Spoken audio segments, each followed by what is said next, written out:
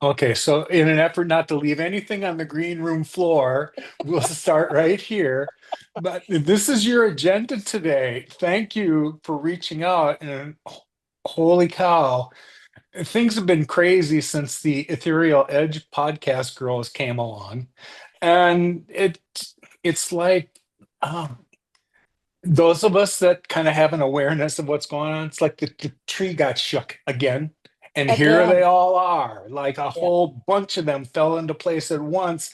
Um, it's delightful for me. It's validating, and I get it. And sometimes when you feel like you just need to withdraw for a while, then the tribe shows up. So Yeah. I'm going to Yeah. shut up now and let you kind of take this over, okay?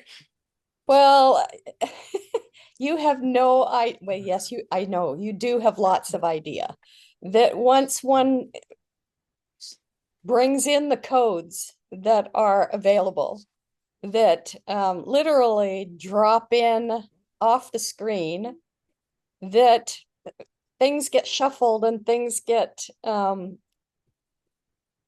into place, let's say.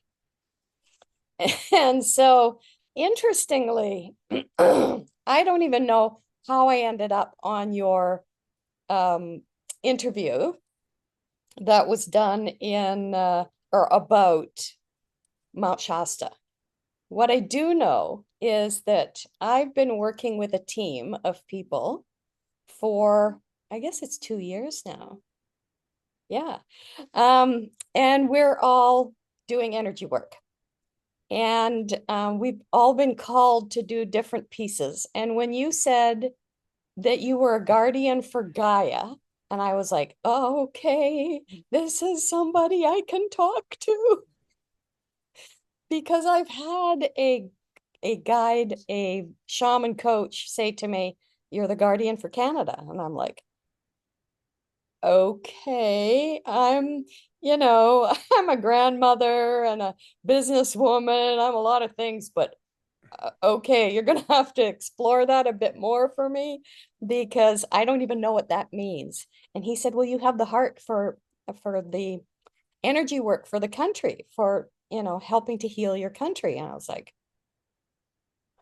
I don't know how you know that, but okay. And then, a few more pieces drop in and a few more pieces. And then over the last, I'm going to say 8 months, I've been doing a lot of work on Gaia because I get these downloads that come in and they're usually, I don't know, 4 o'clock in the morning. You're not quite awake, but you're not asleep either. And you're sort of semi-conscious, not really awake, but there's something that keeps looping going, remember this, remember this, remember this. And it's like, I don't know what this means or why I'm supposed to remember this, but all right, fine.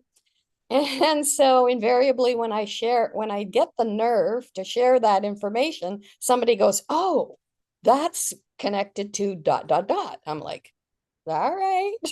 Because I never know what these things mean when they drop in. I'm just like, this is feels strange, but I kind of have a compulsion to follow through and, maybe look stupid by sharing it.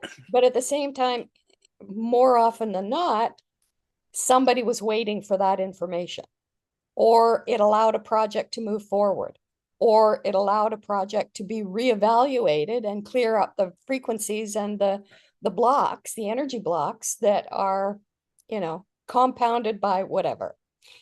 And so when you said guardian for Gaia, I've been doing a lot of work on the mycelium network and the minerals and the waters. And part of that was, I guess, verified or shared with me by, I don't know if have you done your gene keys? No. No. Okay. So I have a gene keys profile that has helped me to understand a lot of these gifts that I've had since I was a child that I've tried to bury as long as I could. And so now this is exploding everywhere. And, it's kind of like, well, you suppressed it. So here we go. It's going to be a wild ride. And so the whole um, working on the planet kind of came out of a project that our team was doing last year on Africa. And we were preparing to move 100,000 people out of the slums of Sierra Leone into temporary housing and get them a level of education that would help them to reestablish into, I, I don't know, a healthier frequency. I'm not sure. I was on the team, or I created a team because I was hired to do the education component and to help people come out of the slums. And so a lot of this work was done energetically. Well, it was all done energetically while speaking to people in Africa and leaders and people who actually owned the project. So that's where I kind of started doing the work on the land. And then in the last, I'm going to say 6 months, I get these downloads. Okay, now it's time to do the water. Or now it's time to stop working on the people. Don't do the people, do the land. And uh, I'll tell you a funny story because this will maybe tie in the do the land thing and your um, experience in Mount Shasta. So two years ago, another team, and I was part of that team. We went to Rome and we did a whole bunch of work, energy work on the Vatican and on the city of Rome and on parts of the energetic fields that were Wow. holding down humanity and holding down, moving forward into this new collective and this new way of being. That And is no small task. it was massive. It was massive. Let me tell you, I had been to Rome a few times before, and I forget how many lives I've had there. Oh, by the way, you and I don't know if you ever check, but when I checked yesterday with my pendulum, we've had 150. Not surprised. I, I was a bit because this is the connection that I've had the most lives with that I've tested. Of anyone that I felt compelled to reach out to, it's like, holy crap, this is 150, man. We've done some work. Yeah, I've been around the block, and now that I understand more, I want to continue to listen to you. And then I've got Mhm. some reflections, Mm, because immediately when you mentioned this 2-year window, I went, okay, here's another energy worker, here's another light worker that yeah, really didn't understand why we were supposed to do what we're supposed to do. We just felt compelled to go clear. And to us, we prefer quiet, solemn places. So what we thought was feeding our own uh-huh, energy and getting what we want from quiet places in nature. No, no, we were anchoring light there because that's our job. We're light yes, workers. Our job is to plant light wherever we go. So yeah, it took me a while to kind of understand what we were doing. Anyway, just I want to address this thing and then go back to hearing the rest of what you have to say. yeah, Over the last, since Telos, every year something else happened profound, marked, that was unsolicited, and you couldn't ignore it. But the year after Telos, Kumu and the light bearer beings showed up, and then a year after that, I got a series of transmissions between summer solstice and the middle of September that year. And the last two transmissions at the end of April, I'm sorry, August, and the last one in September informed me and my channeler yeah, that we had 2 years to yeah, get things done. yeah, 2 years. yeah, yeah, That was 2 years ago. yeah, yeah, yeah, yeah, Yes. So now, if you really understand what I believe to be true, and that this solar flash is going to be the mechanism by which things change and shift here, Look Yeah. at where we are right now. If you've been Yeah. paying attention to solar weather and what's going on the sun, it's unmistakable that we are in a place where even the slightest brush of this material coming our way is setting off geomagnetic storm levels like we've never seen before. And we are just beginning in Yeah. solar maximum. We Oh, I got got like shivers. 18 more months when we're supposed to be through this. You Yeah. tell me that you don't think this is going to trip soon?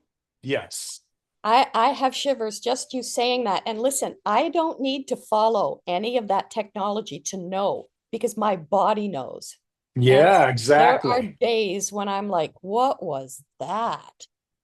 I just have to sit. Oh my God, it's middle of the afternoon. I have to sleep.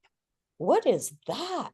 So it's not, I don't need to go and follow social media or follow, a lot of stuff to get whatever I'm supposed to get. And Yeah, I also, I guess I'm at an age, we're the same age, I think. I'm at the age where I don't need to know. There's right. stuff I I'm know. tapped into what I'm supposed to get, and it's enough for me. I Yeah. don't need to wander down any other timelines on things that don't pertain to me because this has got me occupied full time. And I got no time to judge anybody else or figure out what journey you're on. I Yeah. love it when ours cross and coincide because Yeah. there's always purpose right now. I'm Yeah. to the stage of my life where I understand you crossed my path for a reason, and I want to get to the bottom of it, and we need to do it quickly. Yeah. And that's so being a Scorpio, I'm like, let's just get to it. Bottom Yeah, line, don't waste my time. I'm not here. I don't know how many more summers I have. And so I've been called to do some stuff. yeah, And even though I can't always say it in words, there are things that then I'm guided to do that I have some people on the team who can actually see in the field. They see the resonance and they'll say to me, "Holy smokes, what were you doing today?"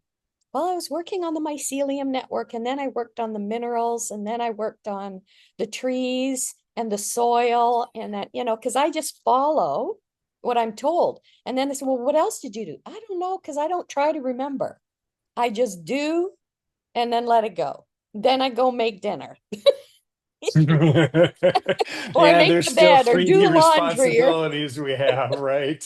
pay the bills. Like, it's become so almost second nature that I'm trusting more and more that, okay, just do it. Just do it because I have some folks, some um, peeps, my team, who are saying, just do it, just do it, just do it. It's okay. Don't worry if they laugh. It's okay. Don't worry. Just do it. So I'm, I'm like, okay, but I'm a businesswoman. I don't want to look stupid, but okay, all right. And so I've been straddling a balance beam there of trying to navigate this without um I'm not a big social media person. I don't, I don't try and sell. I just, if the right people and people just show up in my path and need work. And so, anyhow, let's go back to Rome because it's going to make sense for Mount Shasta. Actually, let's go back 8 years. 8 years ago, when I was on the island of Kauai, I spent 10 winters on the island doing a lot of healing and a lot of work that I didn't understand, that I still was kind of going, wow, what is this? There's an energy vortex here. What is this about? I don't quite understand, but I know I'm supposed to be here. And I know I'm supposed to go and do this and that. And that's what happened. One morning, I ended up 4 o'clock in the morning online going, there's got to be an energy vortex or something here because I keep getting this magnetic pull. So I go online and Ken Carlson's website shows up. And Ken Carlson's tag name is Starman. And he reads energy And he was a lawyer in LA and now is on a cliff on the island of Kauai where there is a crystal. I don't know if you can see that. Yeah. A giant crystal that was used in a circle by kahunas. And he does flower essences. And when he reads your energy, then he puts this collection of serums, or, drops together for you. And I kept being drawn to the Lemurian ones. And like no idea, but I kept saying to him, well, what about those? Oh, you don't need those. I'm like, yeah, but it's calling my name. What do you mean I don't need those? He's like, you don't need those. Okay. So when I hear you going into Talos, into the Shasta, and you're dealing with the Lemurians, my skin is crawling. And I'm like, okay, so what's that about? Because I know, well, in Rome, now that you know that, before we land in Rome, I'm looking out the airplane window and I'm hearing guidance. I get a download that says, now start sprinkling fairy dust. Like, what? Are you out of your flipping mind? This is Italy. What? I'm like, all right. And love. Okay. So I'm doing my thing and I'm, sprinkling it all over Rome. And then guidance says, oh, keep going, keep going. Oh, all over Italy? Oh, okay. Oh, all over Europe. Oh, okay. So interestingly, part of our role, or our most significant role, besides our presence to drop our codes and to receive codes, was to drop love bombs everywhere that Yeah. visited through the Vatican. I love you that phrase. I've only heard one other colleague say love bombs before, and I just love the term. So thank you for repeating it. Well, and so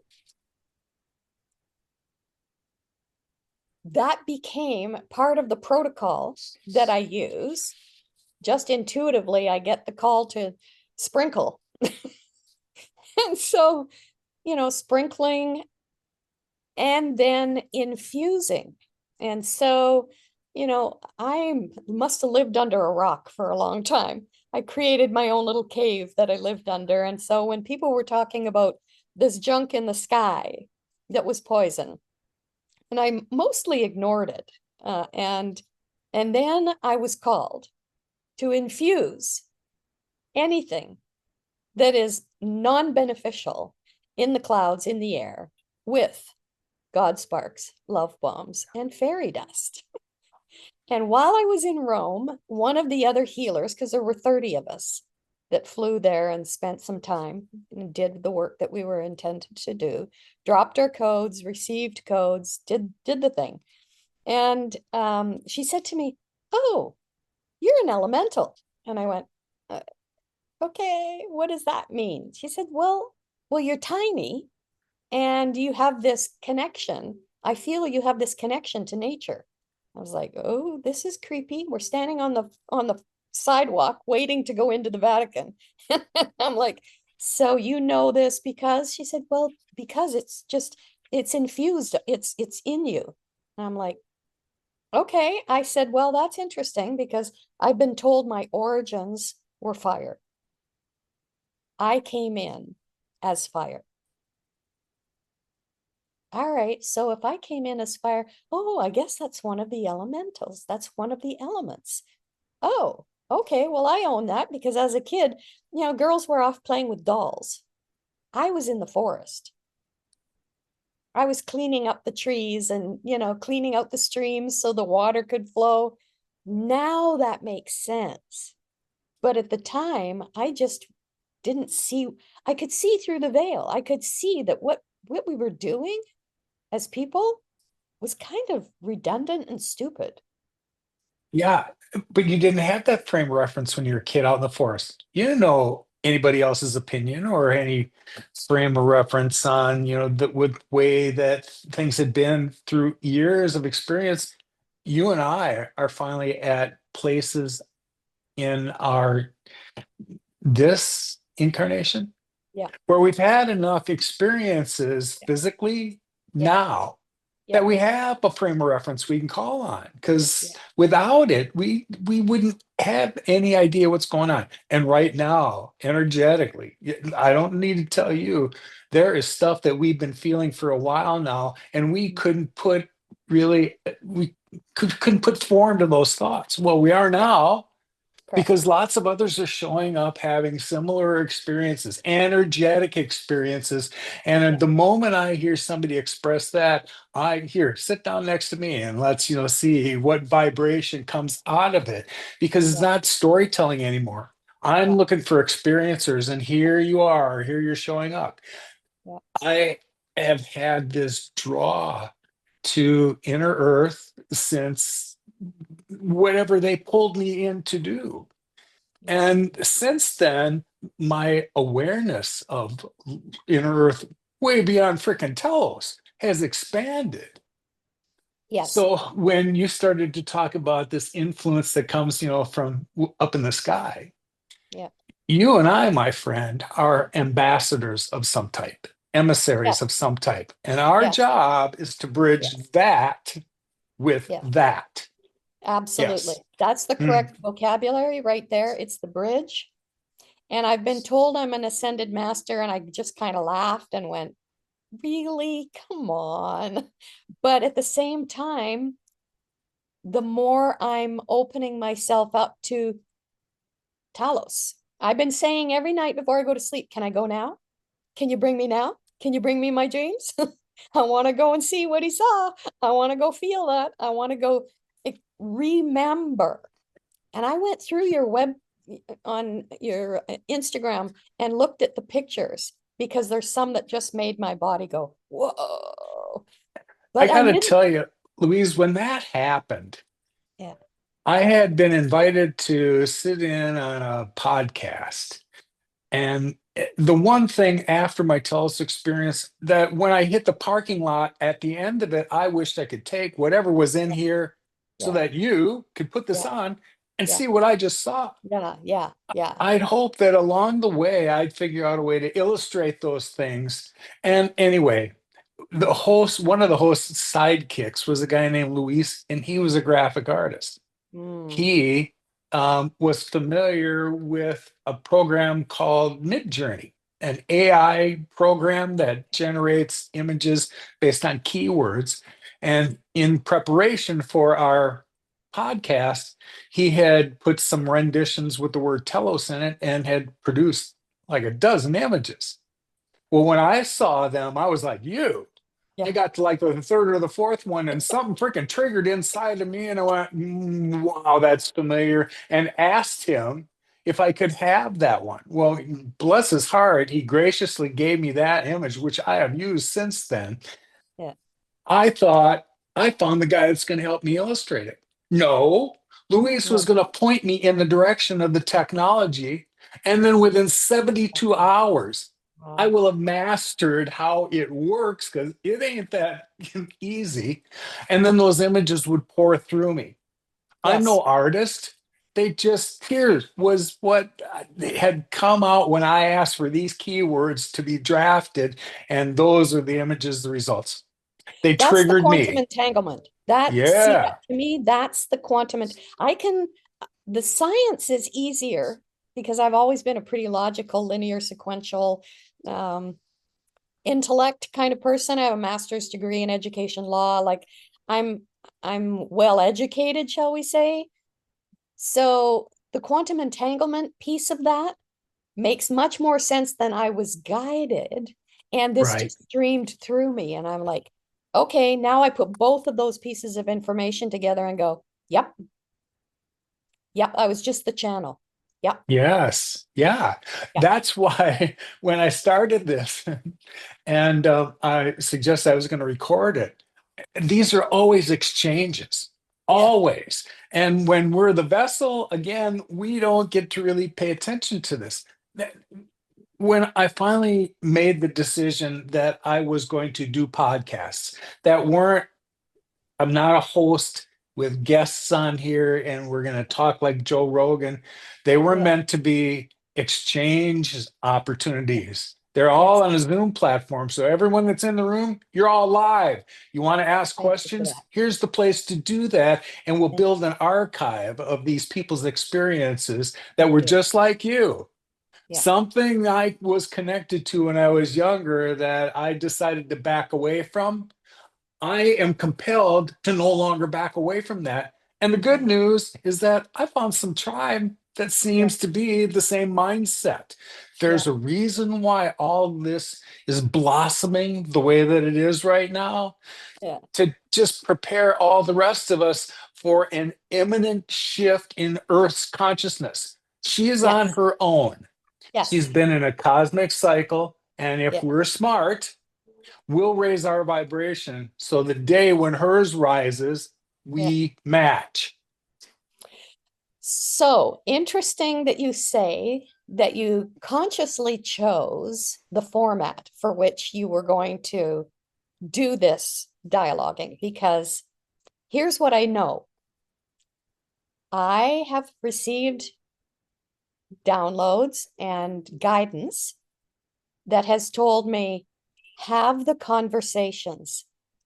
Energy is shifted as the words are spoken. We don't have to spend months and years Mm-mm. removing these dead programs, these glitches in the hardware and the software in our field.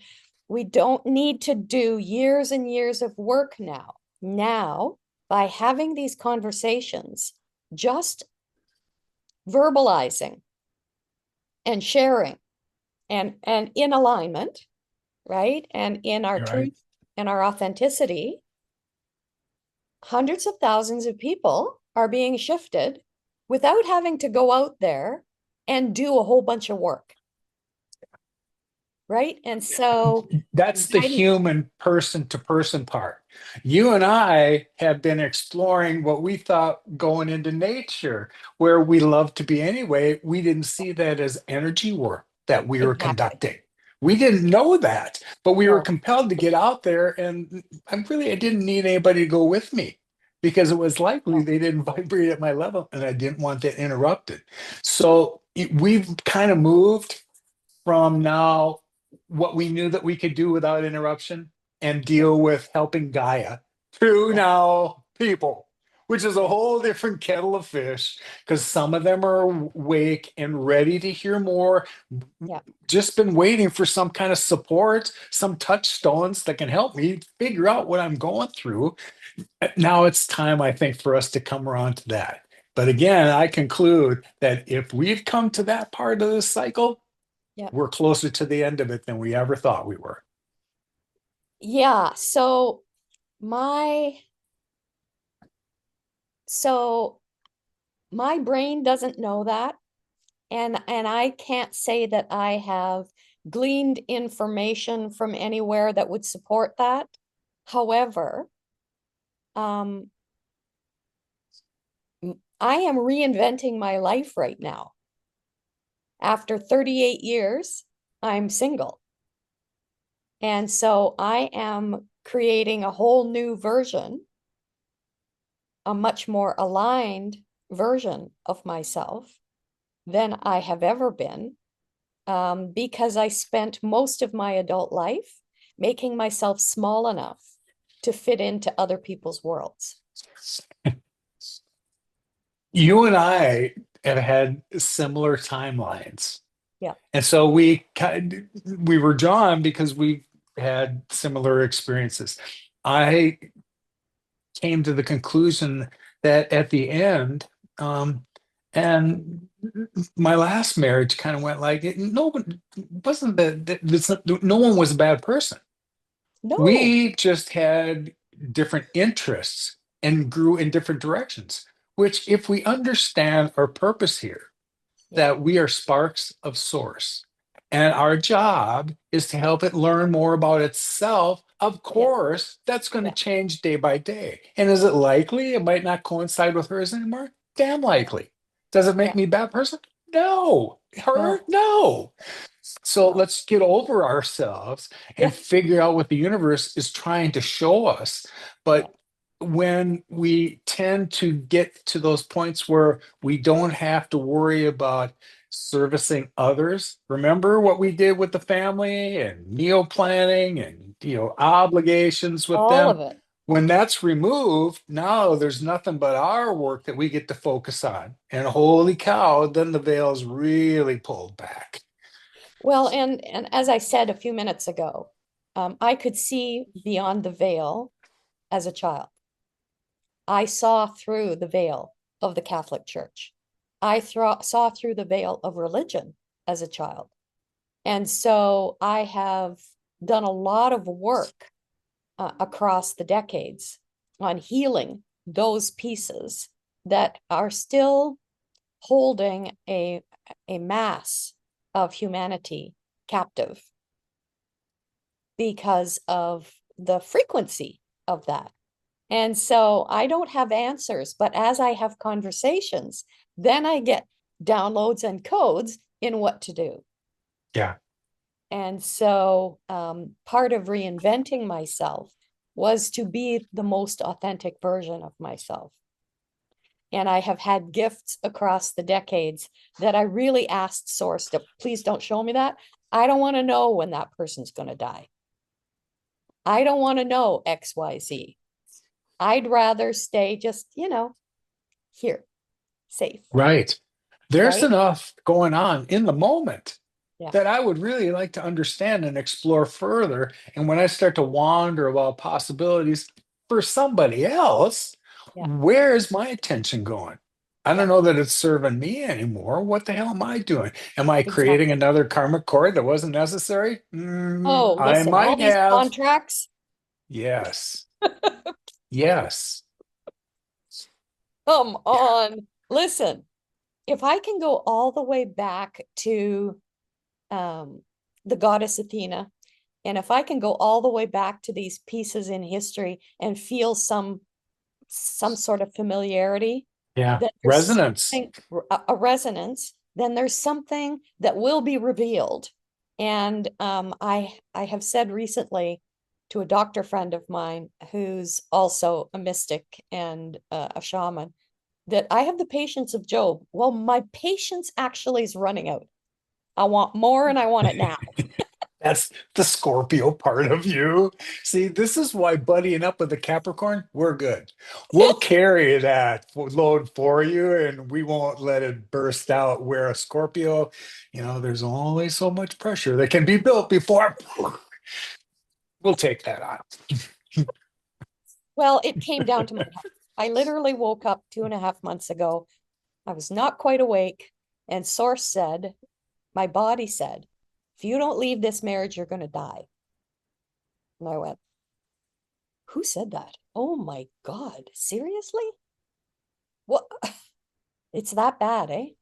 Because as a Scorpio, we just push and push and push, and we just, we break all the rules and all the limits and all the stopping places and the walls, and we just power through, and we just do what other people aren't willing to do or don't know that they can do that. I mean, I wrote my own degree, both degrees, my undergrad and my master's degree. I designed them, I built them, I left 12 recommendations to the Senate of the university that were adopted by the Senate of Simon Fraser University. So when people say, well, you can't do that, I'm like, okay, maybe you can't, but then that living in that reserve mode in relationships and in whatever limitations to myself, Yeah. my body was saying, you can't do this anymore. You need to change. You Our need guides, to do my this. guides at least, and I can't speak for others, but it seems to resonate with others, have been pushing me to tend to my own flame Yeah, and advise others to do the same. It is yeah, not selfish right now. In no, order for me to help others and let whatever life came that I seem to be getting and emitting, if yeah, I want to continue that, I got to hold that focus. exactly. Yeah. exactly. And so we're living in the same house. He's living downstairs, I'm living upstairs, kind of thing, until I, I'm creating, I am manifesting a financial opportunity for myself to live more than likely on Vancouver Island, partly because, like Mount Shasta, there is there are nodes there Oh, that, there's Lemurian energy that stretches up that far. yeah, yeah, it's very powerful. And so there are lots of healers from around the world moving to Victoria to actually do the work, to continue the work as we, you know, create this new timeline or this new earth or whatever it is that it's going to be. And so the only reason I'm still here is because I need to create a revenue stream, manifest something that is going to allow me to, I don't ever want to think about money ever Right. again. It's I just just, energy. it's just energy, and I just want to do the work. Right. Just let me do the work. To me, a lot of this is play. Yes. It's just play. And so when I go to sleep and I say, okay, Lemurians, take me to Taos. I want to see, bring me to, you're not ready. Okay, well, I don't know. All right, whenever.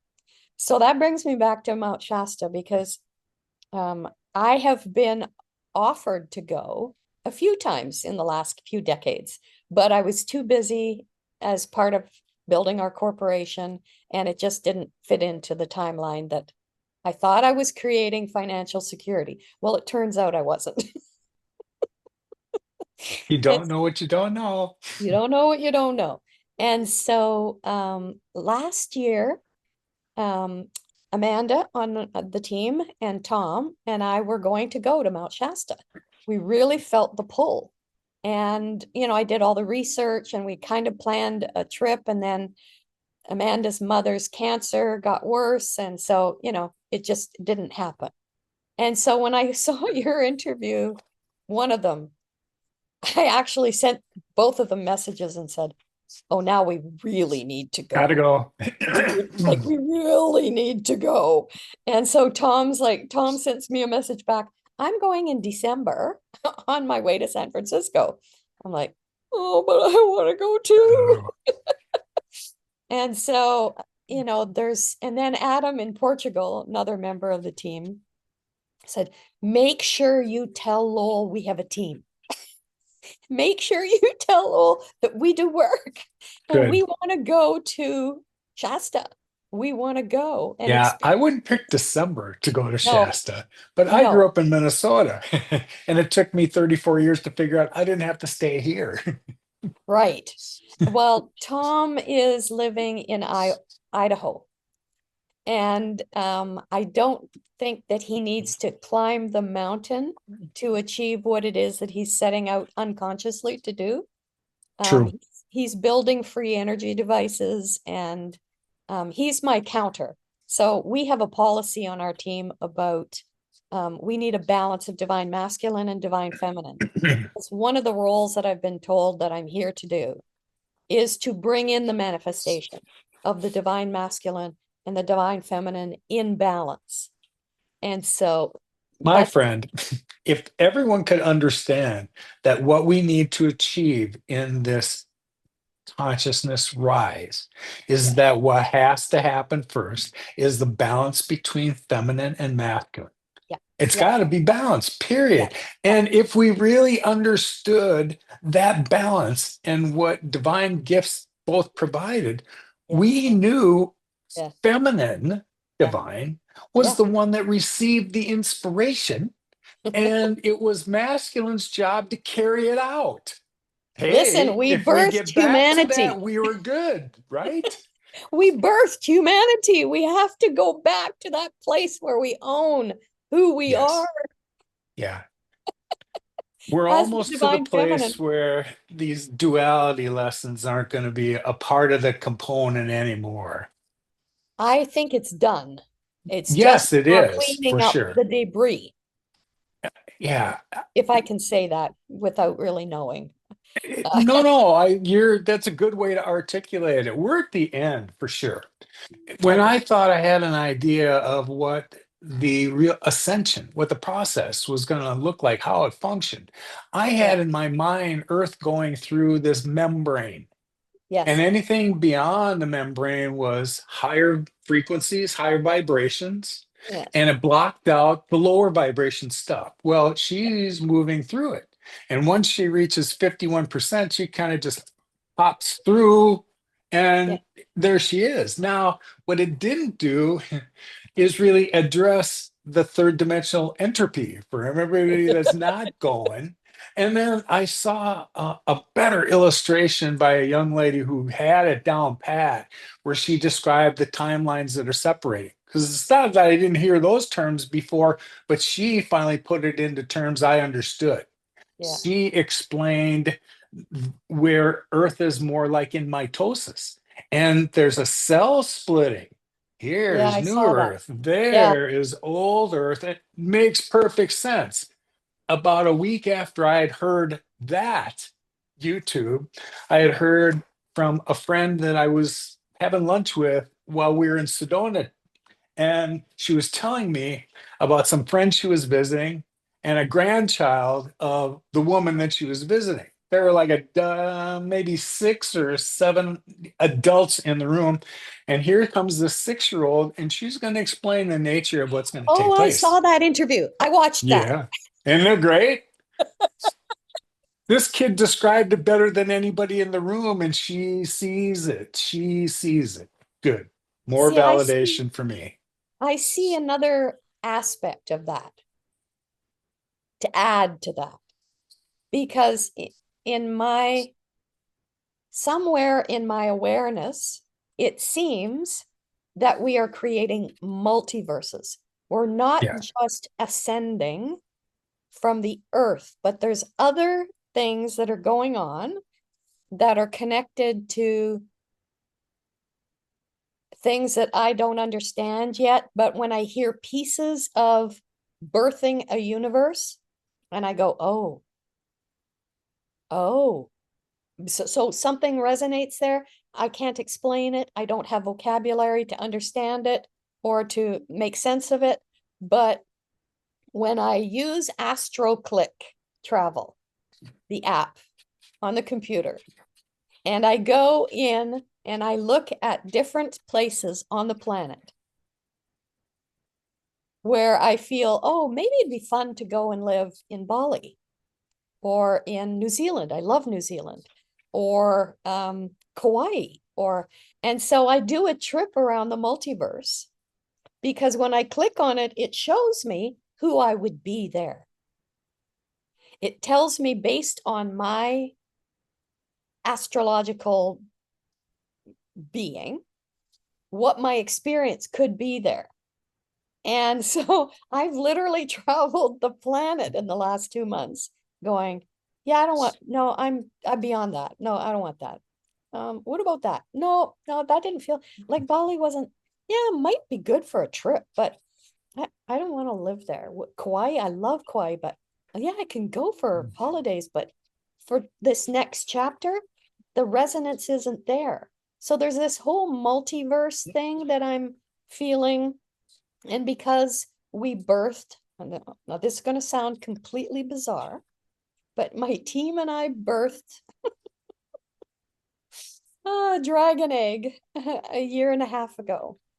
That then I was given the responsibility to create, to use this universe to create something new. Now, I have no idea what that means or what it's going to mean in here. I just need, Right. I just had to, okay, because someone on our team was pregnant with a dragon egg. And we have recordings of all this, by the way. We Yeah. recorded all our sessions because, first of all, I didn't want to try and remember, and I didn't want to try and think. I just wanted to be present. Yes.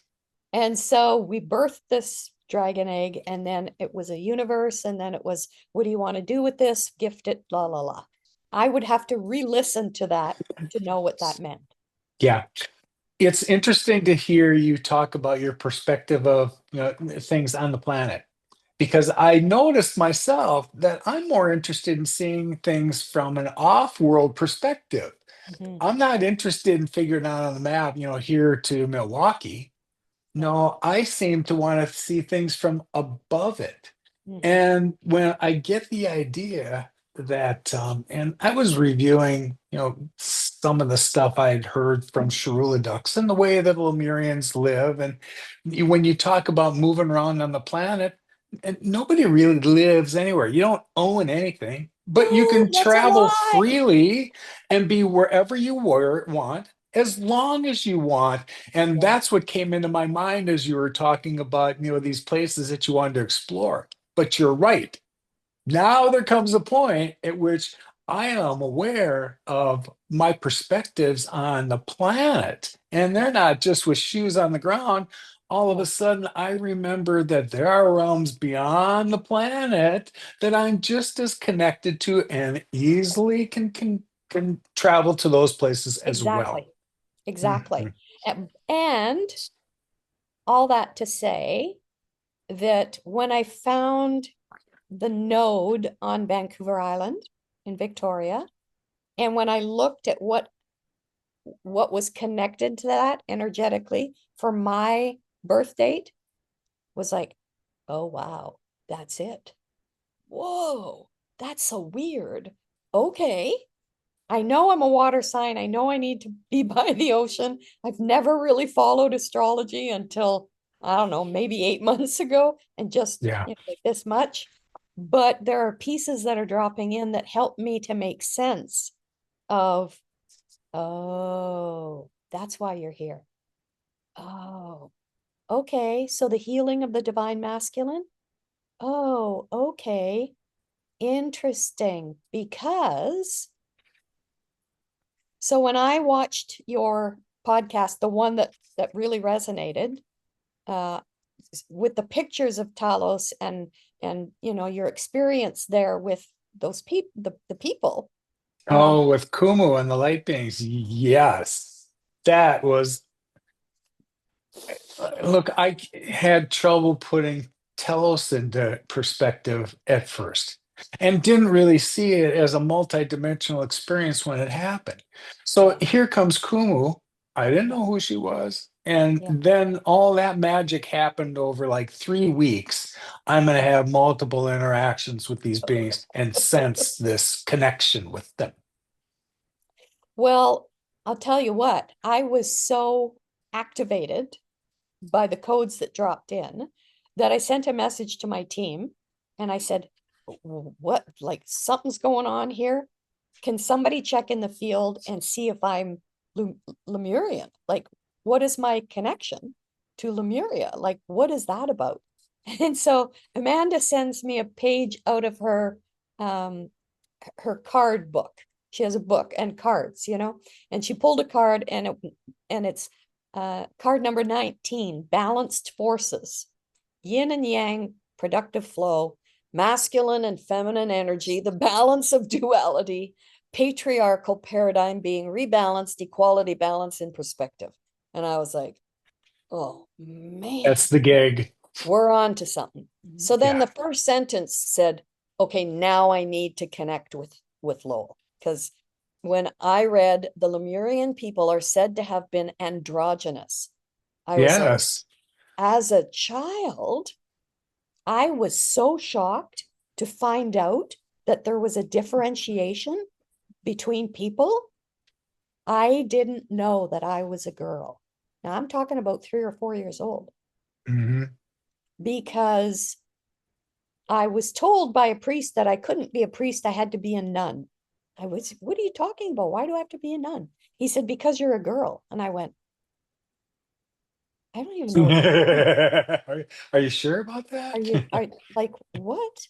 And so when I read that sentence, I thought, okay, meaning they were not a specific gender. I think that is part of what we're healing. And true. we we the awareness that we need to have about this balance can't come unless I am in touch with both sides of it. Yeah, I loved coming across the information when I did because I was trying to understand, okay, how did the earth really come into existence, and walk me through that process. And among the steps along the way was when the Lemurian culture was introduced. And at first, they were seventh dimensional androgynous beings, got perfect it. balance of masculine and feminine. And this was right after the world build out had taken place. If what I understand to have happened when the world was actually chosen to support life forms, that the Pleiadians were invited here first because they were master botanists. So build out the mantle and let's see what we've got. So when they were finished with what they did and stepped back and looked at it, went, holy shit, this is Eden. In our minds, what we've created to think of this beautiful place, here it is. And that's when those scientists and their families um, petitioned the Galactic Federation to colonize here. Yeah, let's live here. So Earth was an experiment. And everybody going into it knew that. Look, this is an experiment in humanity, and let's see how this goes. And then shortly afterwards, the Lyrans showed up. The Lyrans had lost their planet because it had been left uninhabitable. And in the meantime, they continued their evolution on Sirius until word got back to Sirius, hey, Earth's this little colony, and the Lyrans went, hey, we like to petition to go there too. So now we have some master architects and builders that are going to show up, and these guys are going to be responsible for the freaking behemoth buildings. And I can Oh, only oh yeah, imagine what is under the sand and that we have not seen yeah, that they've left behind, but it's here. amazing. Yeah, Yeah. amazing. Yeah, no, I've actually read, I'm I'm a bookaholic. And so I've read a lot of material and followed a lot of really what I consider to be thought leaders like Robert Edward Grant and Dr. Robert Gilbert and a series of people who have perspectives and points of view. And I think that we're all here to do this little piece of the puzzle. And it's Yes. that your piece is going to be the same as my piece, or No. that what you understand is the same as what I'm going to understand, that we all, well, as fractals, um, are just doing the thing that our soul agreed to at, well, before we decided to incarnate, right? Right. And so it's fascinating what I chose to experience in this life Isn't it though? When you as look a, at things from that perspective, look at how come no one else is going through the things I'm going through? Because you chose those lessons. Yes. exactly. And I had a near-death experience at 20, was I 27? I think I was 27. And so I've always had this other perspective as a child and then, you know, across the decades. And so some of these pieces just resonate because of things that I chose not to know, but that I knew in my spirit and in Hmm. my oversoul and my higher self. And so, I guess you could say I dragged myself kicking and screaming to this point in history when now I am really focused on uh, doing what I'm supposed to do. Just do the work and have fun and have Yes. fun and have fun. It's a good point. Look, we came to Earth to have physical experiences. Yeah, Have it. Because yeah, part of that is part of the learning process you're going through that, yeah, we're not going through. sooner or later we get to benefit from your lessons because all the Akashic information eventually reaches the collective. So thank Yeah. you for the crap you had to go through, and you're welcome for the stuff I had to go through on your behalf. And um, but I see people don't really see things from that perspective. They all think that we've been engineered to all learn the same stuff. We weren't Mm, here for that. You already referred to something earlier where there was a piece of mastery that you've picked up on that's yours. And so mm, have I. That, mm, no one's matching my journey. So how are they going to learn the same things I'm learning? yeah, But each one of us, when the tribe comes together and now you see the fabric come together, yeah, yeah, your piece yeah. won't, this fabric doesn't function without all the pieces in All the place. pieces. And they weren't all the same pieces. They couldn't be. What the universe has in mind for it is so freaking complex that when we ask for a miracle, there's a lot of things that need to be lined up. So just see yourself as one of those pieces that Yeah. had to be here and had to fill in that spot. Well, and to add to that, see, from my understanding now, just the fact that we just had these words, that we just engaged in this aspect of this conversation, we have moved frequencies. We have shifted because we're both in alignment and we're both in authenticity and we're both in our soul, in our heart space, right? Heart, brain, womb coherence. That is changing stuff that I'll never understand or see. But the ripple effect of just this conversation, I know, I know is impacting hundreds of thousands, and I'm being told millions. So it's like, okay, we'll just keep having the conversations. We'll just keep opening up the field, dropping in the codes, listening to, to our guidance and doing what we're doing. Let me go back to your photos on Instagram because there were several triggers there, but I finally gave up after a while. And I thought, geez, he didn't post any of the mermaids. Oh, And I did went, you find some? well, they're on your website, but Yes. I never did find any on Instagram. And I thought, well, that's interesting. I'm going to talk to him about that because I was in Italy last year for a month and I was on the Mediterranean going to the Isle of Capri. And while I was on this ferry going to Capri, I had the most diverse openings in the field that in my 69 years I have never experienced. I remembered being a mermaid. I had the feel of it. Then I remembered being a ship's captain. Then I remembered being a monk up on that hill on the Isle of Capri. And then I walked by um, uh, a burial grounds and saw where I had been buried. And it was like, oh, you just don't tell anybody this stuff, Louise, because this is just too weird.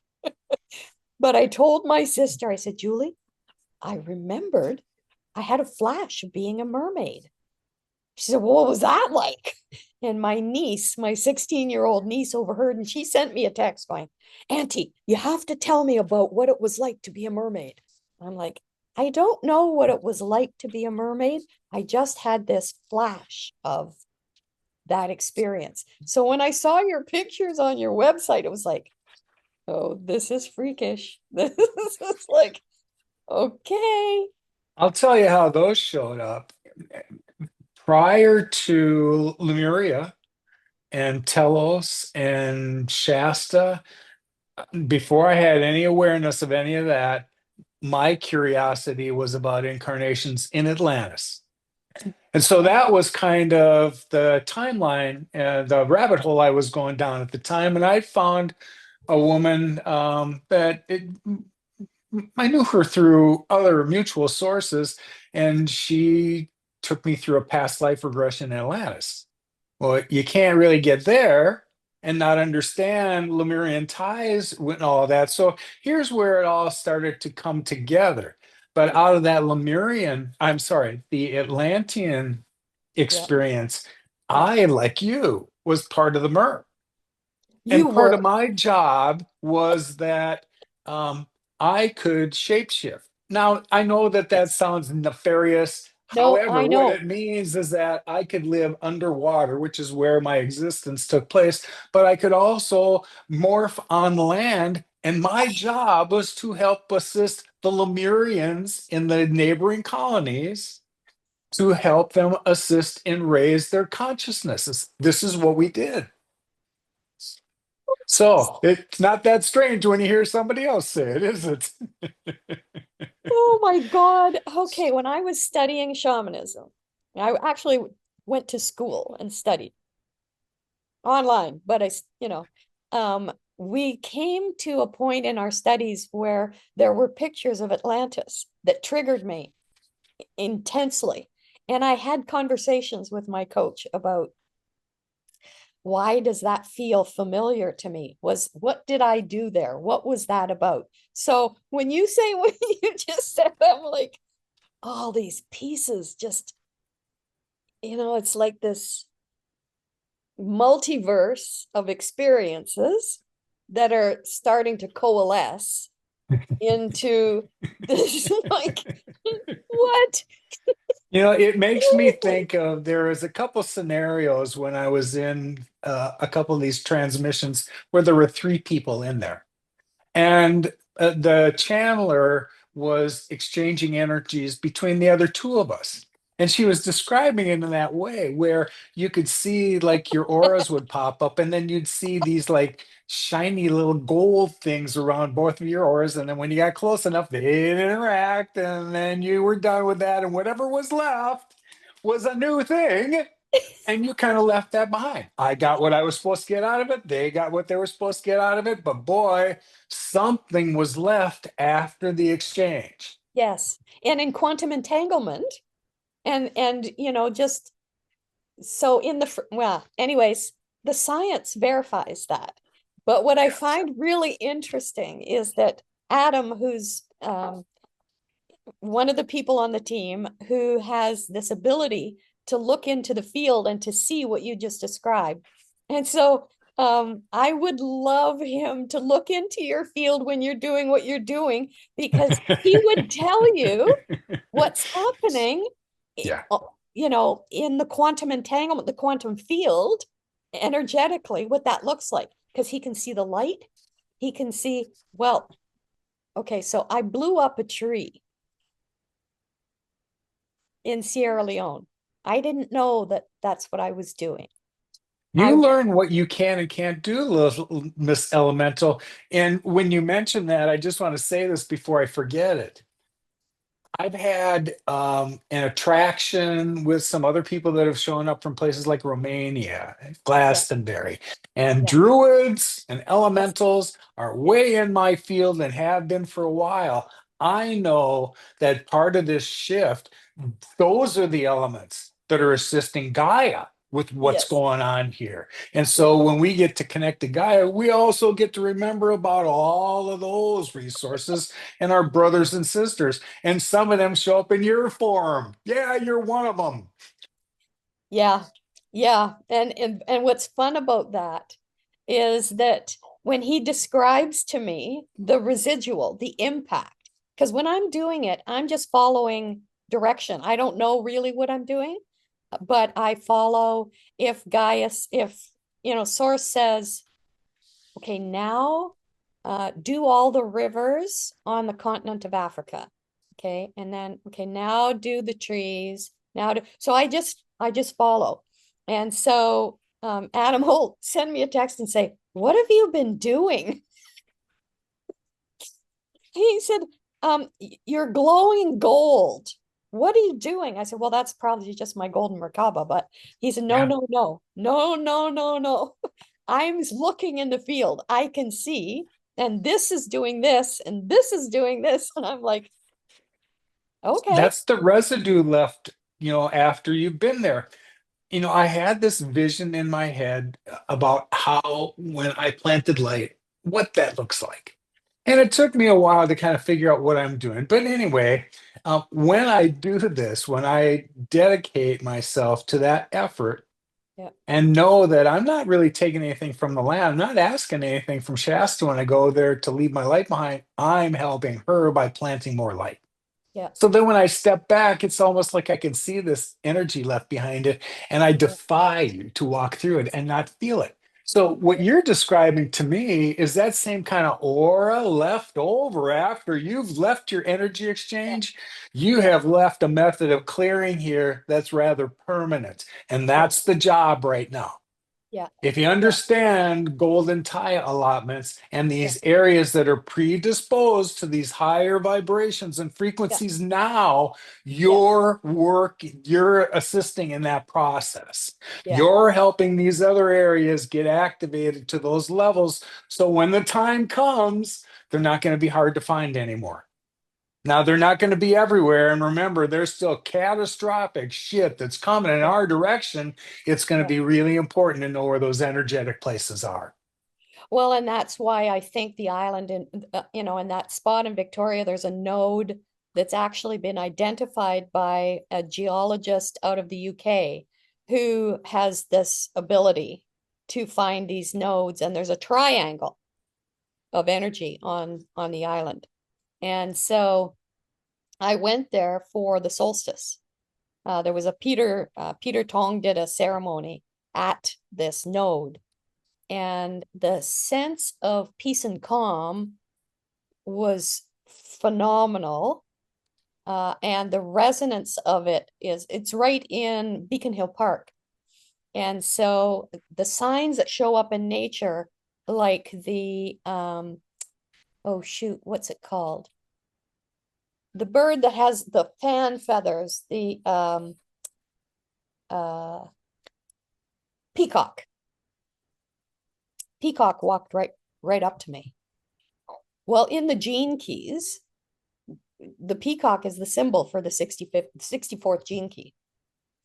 And in the gene keys, when I did my session with Peter Tong, he identified all these pieces that made me go, holy shit, Batman.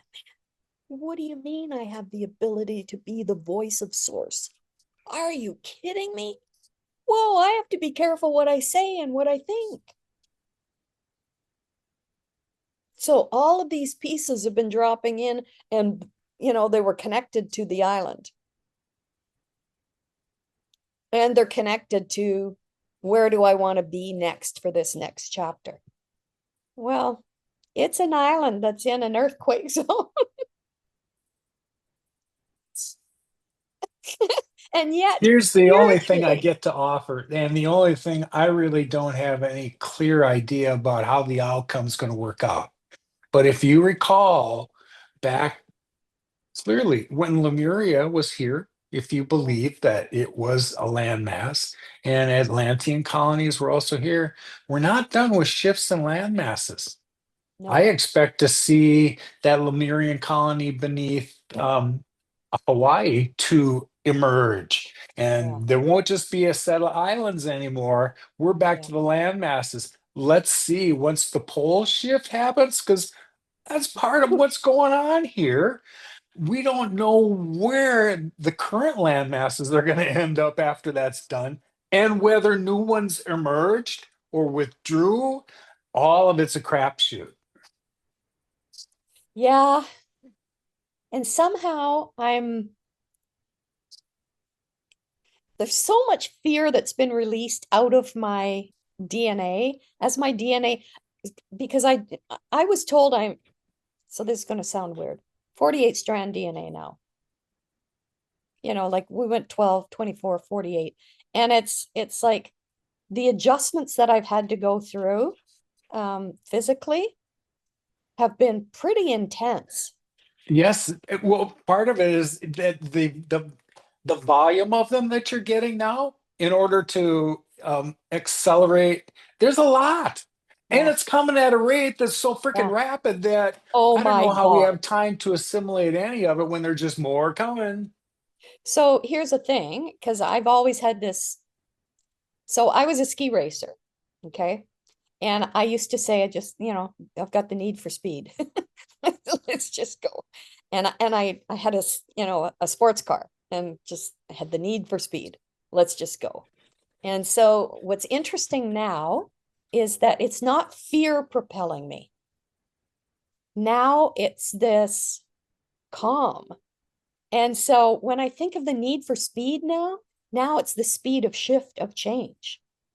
Like Yes. I can sit for hours now, which is so weird for me, and just contemplate or process or integrate, which I've never been able to do in 69 years.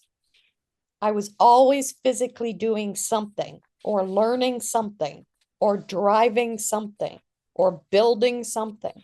And now it's like, this is weird. I've been sitting here for 2 hours. Wow, is there something wrong with me? No. No, all those other things, distraction, distraction, distraction, distraction. Exactly. Now, no Yeah. distraction. And holy cow, I'm connected to something though. I didn't have to be active for this. So here's the middle piece of that in my understanding. There's a fear that goes with being this vulnerable or being this transparent or this authentic. So it's been lonely. It's been very, very lonely. And so transforming myself into this version has required a lot of stillness.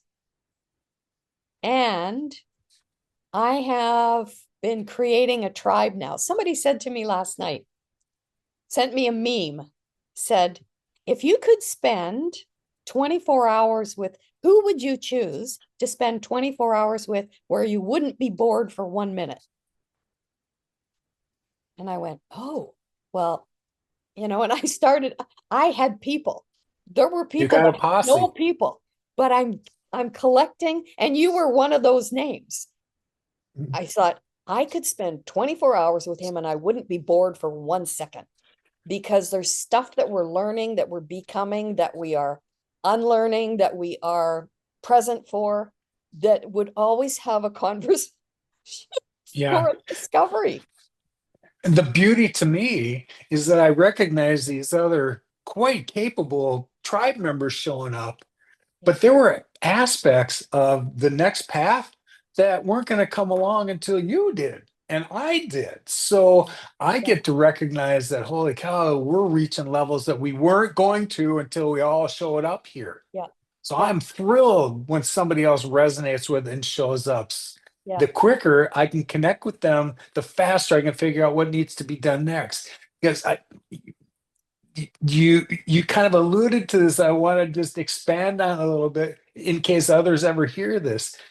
When we have this exchange, there's something I'm picking up from you, and there's something you're picking up from me. We're supposed to take that back to our own little circles and let that expand. And that's how awareness grows. Oh, trust me, I know. That Yes, I part do I'm know highly that. aware of. Yeah, yeah. Mhm. So there was something that you started to say. So absolutely, my team is waiting for me to, because this will be shared with my with 6 people as soon as this is posted, because Good. everybody's waiting to know what this transaction would be like and what it means.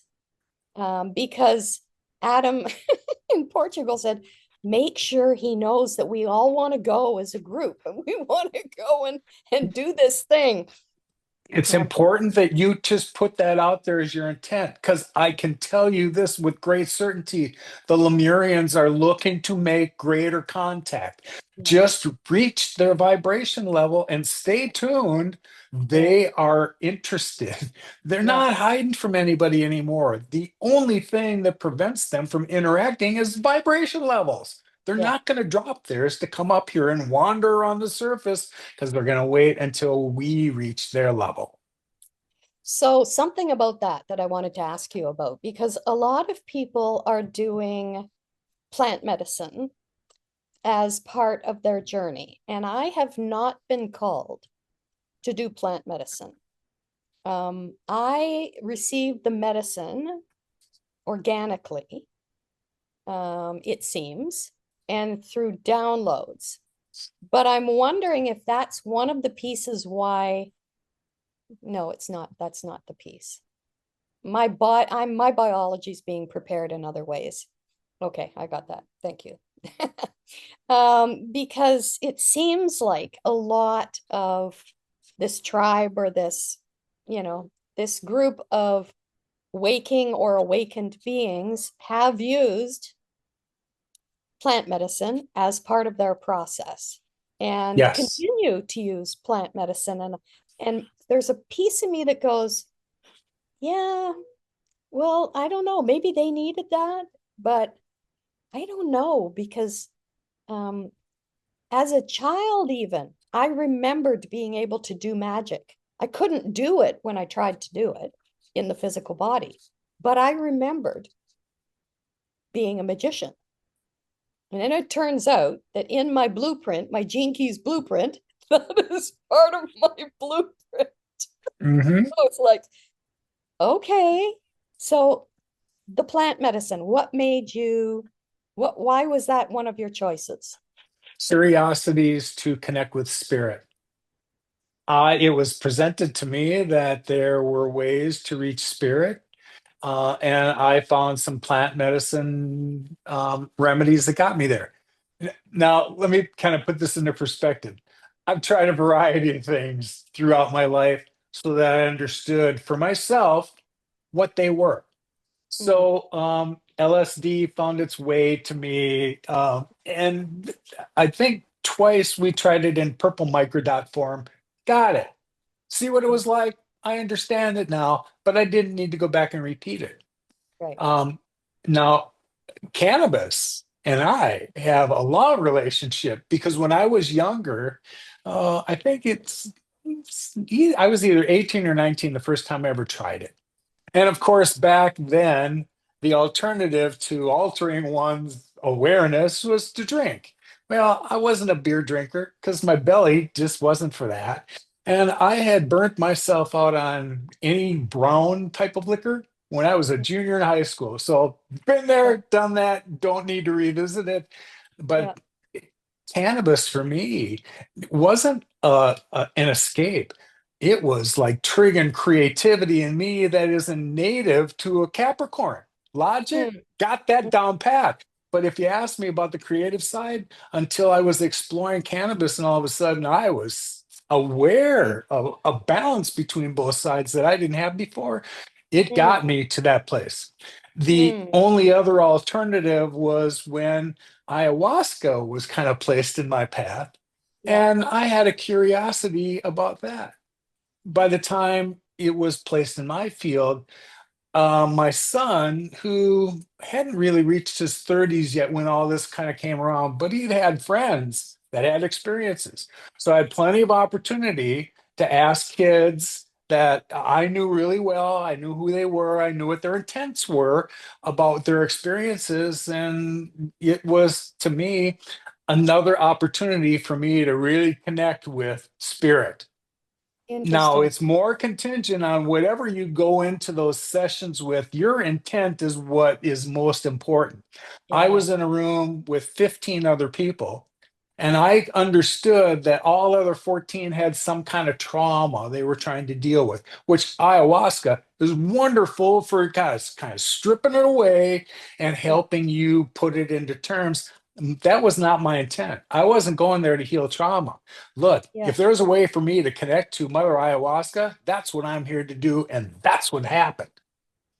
Okay, so that's interesting because first of all, I'm sensing that you're an empath. Um, I would say I Big am time. an extreme empath because I Yes. have been able to feel energy, frequencies, all kinds of stuff forever, Yes. like always.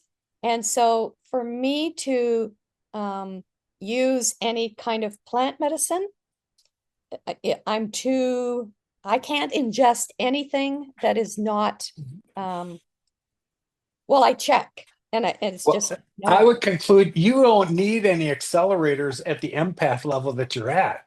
You can get in touch with energetically whatever it is that you wish to allow into your field. Yes, And that's a whole exactly. another explanation to have because we oftentimes at the beginning make the mistake of we can exchange energy with anything. Believe me, there are guardrails you need to set up for yourself to energetically keep yourself protected from Yeah. energies you don't want in, little empath. Well, and yes, exactly that as well.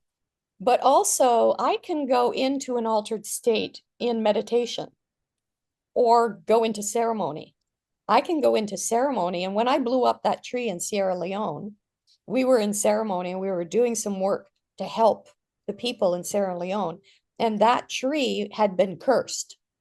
I didn't know any of that. And I didn't even know that that tree was specifically the energy that I was cleaning up when we were in ceremony doing it.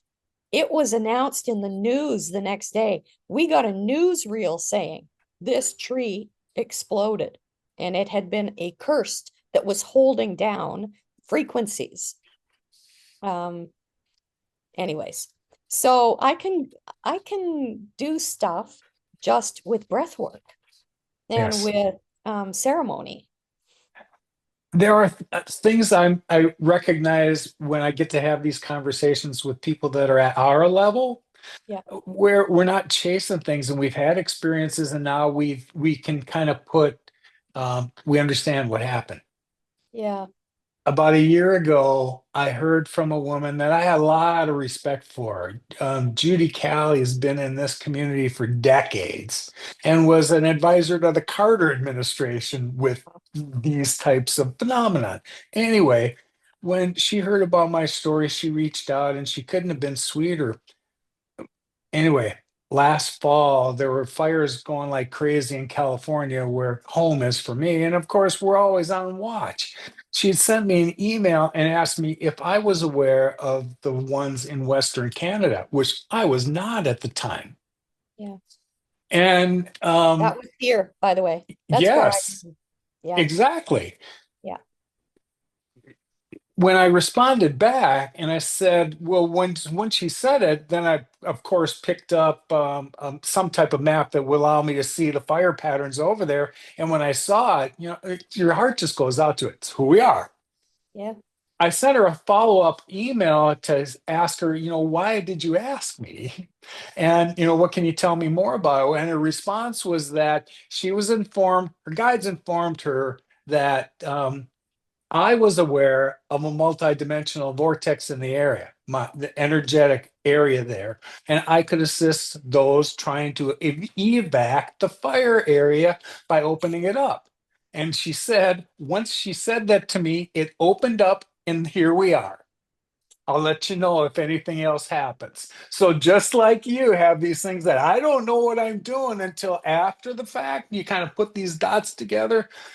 I yeah, have had more interest in awareness of energetic things and the grid on the planet. That's what yeah, I'm most interested in understanding because I see how it's realigning and where those nodes are. When you talk about those energetic places like on the island, I know exactly what you're referring to and why we're all drawn to it. yeah. Well, let me add to that piece that you just shared because that was part of my learning this year because I I have been following Raymond Grace. I don't know if you know who that is. He's His name's familiar. yeah. And so I have studied his work like in depth and I have practiced and I teach his work and I'm writing a book that includes his work. And so um, one of the new levels that I have been practicing is holding back the storm, holding back the fires. And so we didn't have evacuations here this year. And last year, in 2023, um, I actually held back fires. In 2021, I actually was sitting in ceremony in my motorhome, holding back the fire, not knowing that that was even possible, but trusting that there's a part of me that knew to do that. And so I think as we step into these new um, levels of confidence or levels of trust, that there's stuff that we can do that we really like. Now, every time I hear something really, because I don't listen to the news, I haven't for years, but sometimes a piece drops in as I'm scrolling through YouTube and I go, oh, that's interesting. Well, I can change the frequency of that. You know what? So I can infuse love, joy, peace, abundance, prosperity, harmony. So that's bad. Okay, well, look. So there's Mhm. stuff that's being done just spontaneously that now I'm quite confident to keep doing, especially when I see that we didn't have the problems this year with the fires, and I really put intention into that. Yeah. So so back to the medicine. Um, I have been attracted to try mushrooms, and I don't because I have mushroom coffee every day. I put mushrooms, chaga, and all kinds of mushrooms in my drinks, my food, like I eat organic mushrooms, etc. Because I also have noticed that as my DNA is changing and as things are shifting, first of all, I can't do alcohol. I can't at all.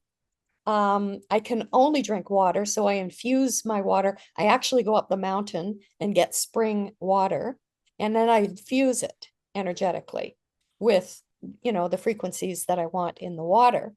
And so there's certain foods even that um, sort of have fallen away. So this energetic um, uh, keeping the field clean has become sort of a priority. Yeah, I know what you're saying. I don't know that it's all that intentional with me because my diet is very similar to yours now. Uh, I had seen when you mentioned that you have no appeal for alcohol, I'm in the same camp.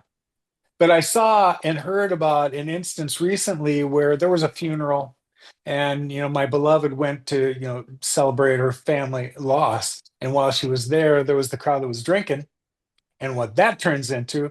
And then there Yeah, was the crowd over here that had, like a cannabis pen. And they had an entirely different perspective on things. But yeah, man, I can now more profoundly see the energy drop when people are consuming alcohol as yeah, opposed to plant medicine and see where yeah, that joy kind of takes them. yeah, Oh, I yeah, get this. yeah. Yeah, and I guess so part of me, and so maybe this is the Scorpio piece. I need to feel embodied. I need to feel grounded. And so anything that takes me out of that state, then I feel uncomfortable. And particularly, like yesterday, I met with some First Nations. I apparently was hired by this First Nations group 2 weeks ago when I just happened to stop in because Spirit had said, why don't you just stop in and have a conversation with the chief of this First Nations? And so I've been waiting for 2 weeks to hear, like, is this really a job or what's the deal? And I walked in yesterday to have a meeting with the person who was supposed to be hiring me. And she's sick in bed, has been in the toilet all night. And so a person who's happens to be in the office, because everybody's sick, nobody's there. And I said to the receptionist, who's not a receptionist, she's a social worker. I said, well, geez, it feels really heavy in here. Maybe we should clear some frequencies and clean up the energy in here. And so she came out with a spray bottle. And I said, oh, I'm sorry, that's not what I meant. I meant to clear the frequencies. She's like, what?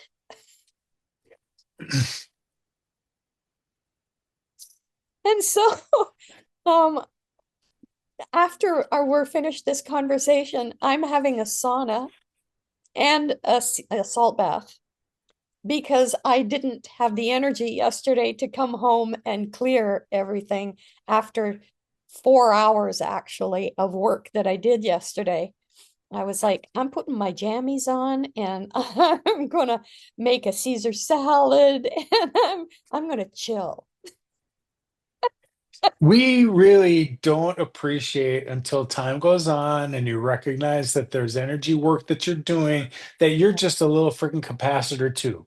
And yeah, when you go into these places and you're willing to accept and exchange energy to clear it, that means that you're taking it and transmuting it in some way. We are never absolutely. leaving it behind. So that means there's a process associated with this too. Yeah, I am going to leave there carrying stuff I did not bring in, and I exactly. have to piece together how Yeah, that needs to be turned into light. yeah. Or I'm just carrying around somebody else's crap, and that's not what we're here to do. So do you use a golden merkaba? Well, like what are you using? I mean, I was guided to actually use gold dust and the frequency of gold and to fill it with the frequency of 528 hertz, 432 hertz, and then I call in whatever other frequencies are necessary to hold this thing together.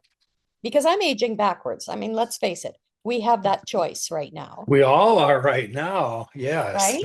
And Hmm. so the golden Merkaba thing seems to be working much better for me than any other attempts that I've made to uh, repel things that attempt to stick to me. But it was really heavy yesterday in there. And the First Nations are extremely damaged. And what I'm being called to do right now, oh, should I say that? Yeah, I can say this out loud. As the guardian for Canada, I've been called to heal the First Nations.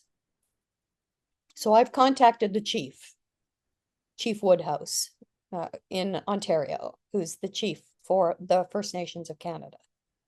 And then when I tried to just let it all go, then a new download came in that, oh, no, actually, this is going to go global. So you're going to be doing the work with the tribal chiefs of the planet because we're going to heal all First Nations who hold down these frequencies and all of this pain and sadness and rape and all of these addictions and all of these pieces.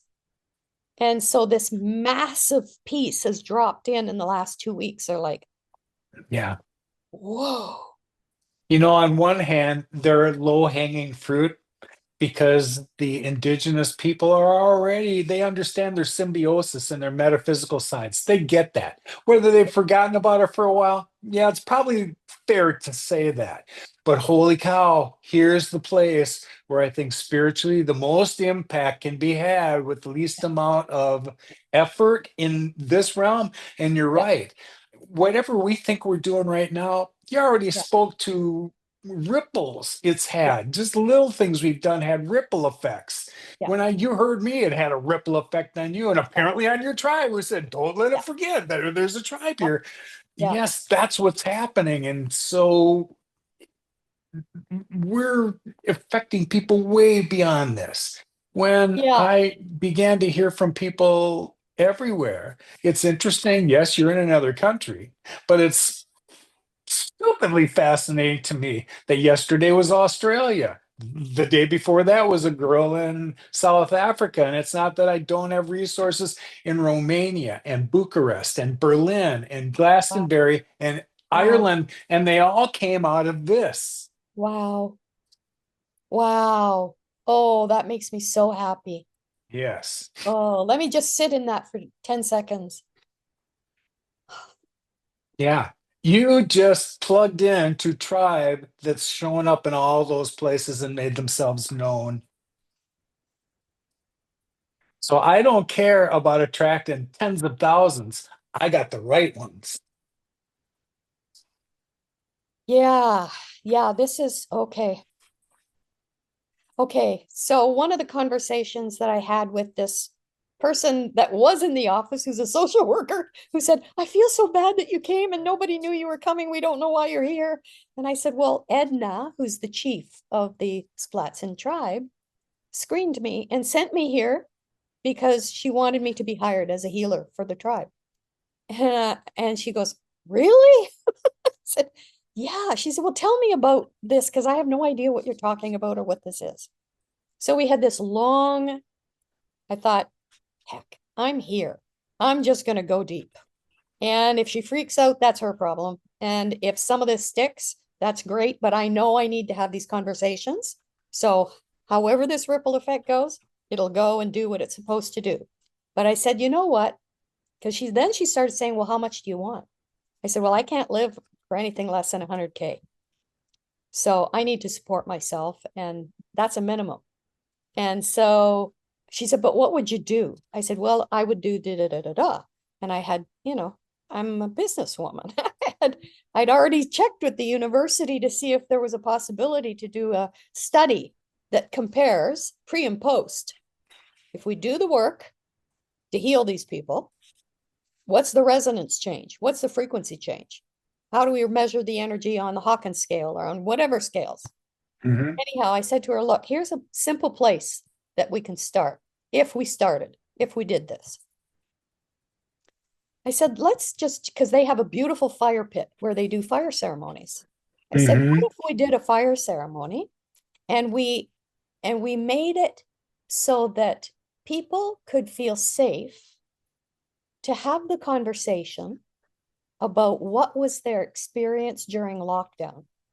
Now, the First Nations are already locked down. Okay. Right. They're already in this thing. Now, take away the freedoms, the little bit of freedom. So that's what's been, hurting my heart for 2 years. As a matter of fact, I had to do some work on my physical heart because there was damage. And so I said to her, if we just have a conversation, just make it available for people to say, here's what happened. My brother wanted vaccination, I didn't. And so we felt we don't have a relationship anymore. Thank you for sharing. And what was your experience like? Well, my husband dragged me kicking and screaming to be vaccinated. Thank you for sharing. How did that feel for you? And just have this conversation. She was like, when could you do that? I'm like, Yeah. you can't hire me. You're a social worker. You're just filling in for the people who do that. So you see, these kinds of things are happening. And I was told 8 months ago, just keep opening the door to people have to share that Yeah, conversation. you're busy planting seeds, and sooner or later, those are all going to start to hatch, blossom, whatever you want to see it as. Yeah, That's how I see whatever's happening in the last 4 weeks yeah, since the Ethereal Edge girls showed up, and 137,000 people have watched this. yes, Holy crap, there's yes. something to this. You mentioned the Hawkins scale a moment ago. Has somebody looked at you and measured where they thought you were on the Hawkins scale? Because I'll share with you what somebody said to me. Okay, just a sec. Before you do that, let me pull out my pendulum. Hang on. I Okay. have, because I do a party trick. I have multiple pendulums. Where did it go? Oh, okay, hang on. Just a minute. I can't find my pendulum. It's fallen. 7, 8, 9, 1,000, 12, 13. Okay, well, you've blown the scale. So the scale goes to 1,000, Yes. right? Yeah. I've had, there's a guy named Peter Roth who for years had done these 30-minute shows on the radio. And I don't know how many decades he's done it. Well, now he's kind of turned it into, something online. And Peter heard about my story. So I think we've done 5 or 6 of these things together. Well, Okay. Peter knew Dr. Hawkins and, understood the chart and how assisting others. So I think it was like the next to the last one we were doing together before we even begins. Peter goes 725. I went, what are you talking about? He goes, you're a 725 on the map of consciousness. He goes, do you know about Dr. Hawkins' work? You should read, Power and whatever it was. Power And versus force. yes, exactly. So when you said that to me and I went and looked at the scale, what? I'm holding the amount of I'm holding space for 70 million others? Is that what you're telling me? And they're having trouble getting over 200? Yeah, so that's accurate. Okay, Yes. so is Lowell's reading on the Hawkins scale over 1,000 at this moment in time? No? Okay. Is it 900? No. Okay, so you're holding the belief. Oh, okay. So are you holding the belief that you are at 725? That's the only frame of reference I have. That's true. So Okay. it's interesting that you put it to 750, me in that regard because I really hadn't 800, thought of it that way before. 850, 900, 925, 975, 1,000, 1,200, 1,225, slowing down. Okay, so you're somewhere between 12 and 1,225. And what I've come to understand is that we can, especially if we're doing these exchanges, our frequency can be higher No doubt. and it can fluctuate and it can change. And so Yes. I thought that once you reached 700, that's it, you're good. You're always going to be at 700. But there's a fluctuation, there's changes that are happening in all the beliefs that we've had that Right. that we've been imprinted with.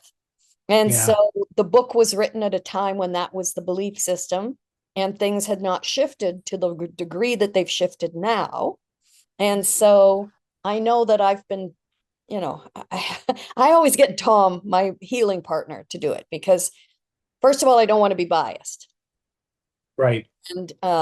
And secondly, I like to check my numbers. So I will say to him, I'll check myself, and then I'll send him a text and say, Tom, can you check whether this number is a yes or a no? And so he goes into, he does the work too. And he'll say, Mhm. it's a yes. Oh, okay. So it is at 1,200 today. Okay. That's it. Well, thank you. I had no frame of reference. So, Mhm. you take the information that you're given Yeah. and that's your foundation. I hadn't really had an opportunity to have this conversation with anybody else who was knowledgeable about the topic to give me kind of a recalibration. So, thank you. You're welcome. And that's one of the things that I did yesterday in front of this gal who's a social worker. And I said, do you know what the Hawkins scale is? She says, well, I think I've heard of it. I'm like, well, I just tested one of the leaders here and they're on 100. Do Yeah, you know what kind of suppression that holds on a collective as a leader? that's dragging down energy, that's for sure. So Yeah. anyhow, that's just a little piece. So I'm supposed to extend an invitation to you because I it's we've been online for an hour and an hour and 3/4. Almost. And so, yeah, 1042. And so I was asked by Adam to see if at some point when we do a group, um, I'll call it a ceremony, a group piece of work that's impactful to Gaia, would you be interested in joining as one of the divine masculines? Are you talking about like an online platform like Yeah, this? yeah. Absolutely, positively. In fact, Okay. what I was going to offer is that your tribe that asked not to be forgotten in all of this, let's find a time when as many of them as can get together. We'll do this again. I'm delighted to do that. To me, it's just great. This went so well with Louise. Let's find out what the rest of the tribes got to say, and Okay, we'll good. record that so it can be repurposed again too. Thank, Absolutely, positively.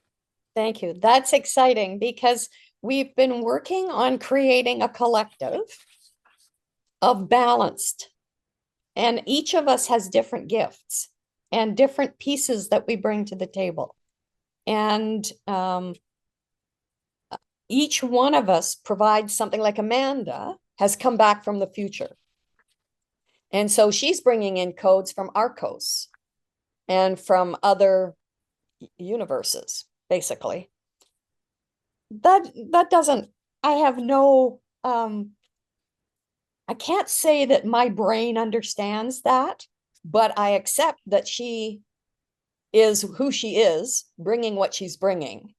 And That's the beauty in recognizing that. The fact that you look at what she brings to the table without any fear that, well, I feel like I should know that too. yeah, That's not it. We're comfortable with holding our own space and yeah, understanding what value that has. yeah, And we respect what she brings to the table. exactly. We don't need to know what she knows because we have her. Well, that's the thing. I don't, and I guess there's stuff that I want to know. And so I drill deep and I study and I go all in 400%. But then there's other stuff that I just don't need to know. And I will just work with the frequencies because it feels, and I'm a feeler, it feels like that is in the highest and best. Yes. And so, Tom and I do more work together because he balances me out. I get really creative in the work that I do.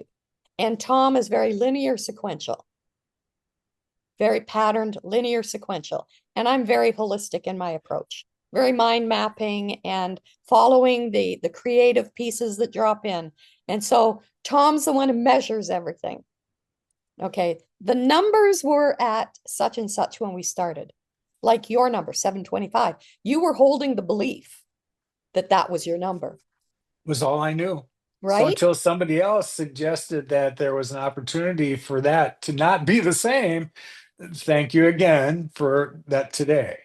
Right. So that's another aspect of what we're doing. So we're bringing in balanced, and we've what's the word? We've tested each other to make sure that we're in purity, that we're in alignment, that we're in our authenticity, that we're doing our shadow work or have done our shadow work and are allowing whatever patterns need to show up to clear us to be able to do the next layers.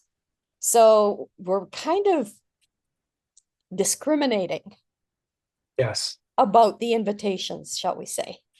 yes, quite so. Uh, yeah, we'll leave that there. I am grateful for the tribe that's showing up, and I've validated every one of them that are involved in my social windows because I wasn't in this for clicks and views and likes. I found the ones that vibrate at the same level that I do, and we need to feed each other the energy that we're getting in Yeah, order to think that we're going to help anybody else. I'm not here to change the minds of the people who don't get it yet. I send you love and light, but there are those that do get it, and we're all in the process of evolving yeah, quickly. That's yes. what I'm here for. Yeah, me too. Have you ever heard of Peter Tong? The name's familiar. Okay, Peter Tong was appointed by Richard Rudd, who wrote the Gene Keys, as the Canadian, I'll say, ambassador for Gene Keys. He is a genius, mystic, um, magician. If you ever want to check out anything of his, um, I invite you to just feel into his frequency and see Okay. what you get. Because he literally shifted my life in the last month. I did an hour with him on a call, and he explained my gene keys. He sent me the video. I've watched it.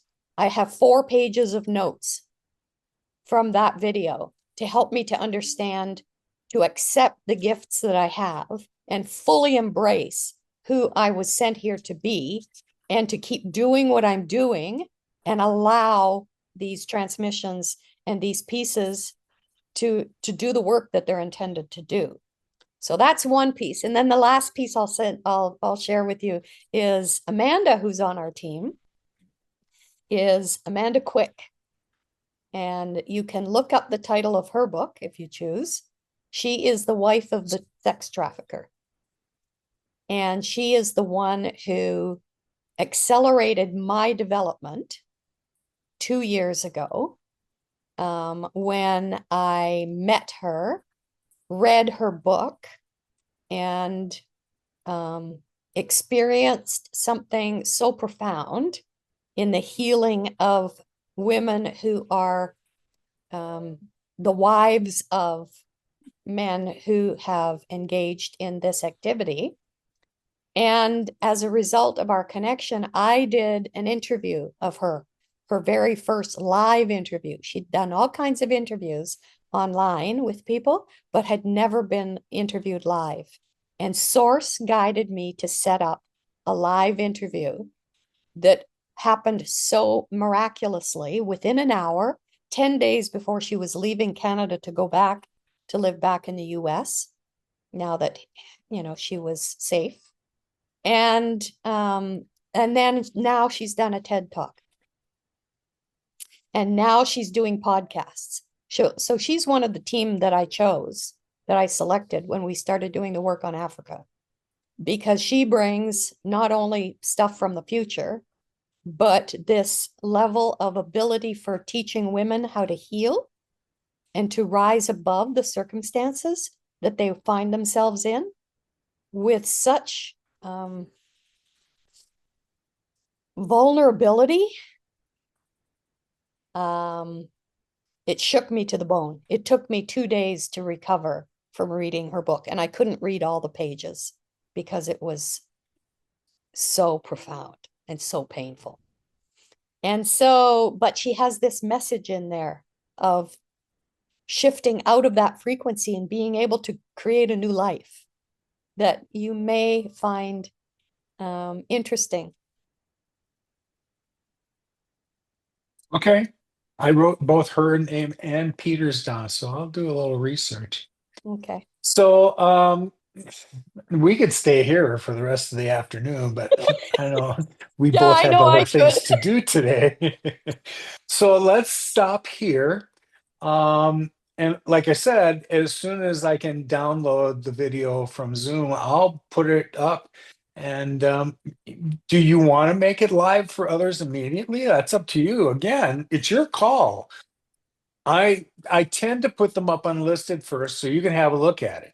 And then if you decide that you want to share it with others, then we can make it public. Yeah, so I will make it public once I have started my new life, Perfect. because Okay. I don't want my partner of 38 years. I Um, understand. That's yeah, again why the decision is yours. yeah, Yes, we were together in the exchange, but yeah. I understand the nature of the things that we talk about here isn't really, people aren't ready for it yet. So I'm more sensitive to that. Look, in the Me too. end, I got what I was supposed to get out of the exchange. The rest of you are on your own. Me too. Yes. And more. Okay. All right. Seriously. Then we'll Yeah. stop here and rally your team and let me know when a good day for the rest of us to get together. And I'd love that. Okay. Oh, it's not doing it now. So normally when I do that, little hearts pop up on the screen. Anyhow, um, thank you so much. thank you. I appreciate um, your vulnerability. I appreciate your clarity. I appreciate your commitment. I appreciate your honor to the planet and to humanity. And I appreciate the time that you took to engage in this transaction, this conversation, this sharing. And thank you. Thank you, thank you, thank you.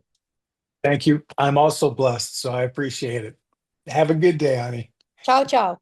Ciao, ciao.